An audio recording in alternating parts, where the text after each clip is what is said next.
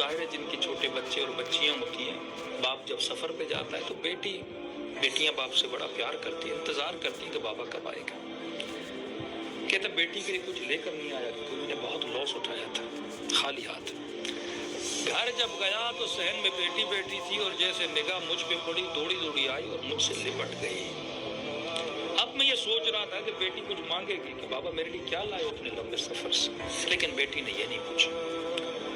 پہلا سوال یہ کیا کہ بابا کوفے کے باہر ایک باغیوں کا لشکر آیا ہے،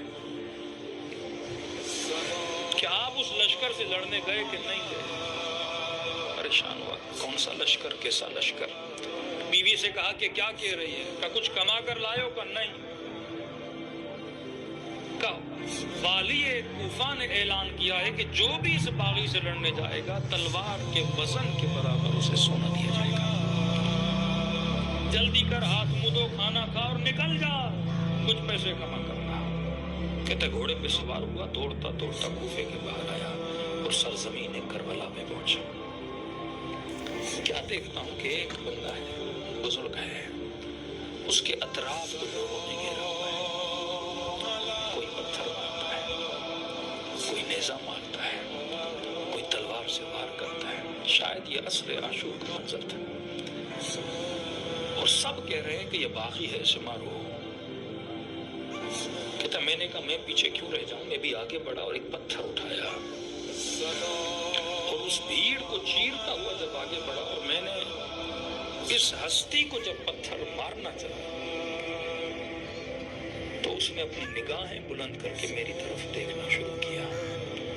جب میں نے ان کے چہرے کو دیکھا تو ماتھے پہ سجدے کا نشان تھا، نورانی چہرہ تھا۔ میں نے کہا کہیں ایسا نہ ہو اس والی کی وجہ سے میں کسی کو نکل جاؤں۔ سب کہہ رہے باغی ہے لیکن اس کے چہرے سے نہیں لگ رہا یہ تو نمازی ہے۔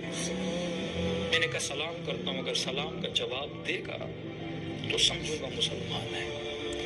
کہتا میں نے کہا السلام علیکہ ایھا الشیخ الکبیر، اے بوڑھے تجھ پہ میرا سلام ہو۔ کا یہ کہنا تھا، ایک خوشی سے اس کے چہرے پہ آئی اور کہا وعلیکم السلام، تجھ پہ بھی میرا سلام ہو۔ یہ بتا تو مجھے مارنے کے لیے کیوں آیا ہے؟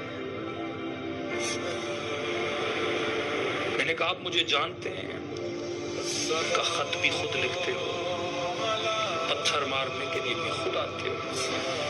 میں نے کہا میں نے تو آپ کو کوئی خط نہیں لکھا۔ کہا تو نے حسین کو خط نہیں لکھا تھا؟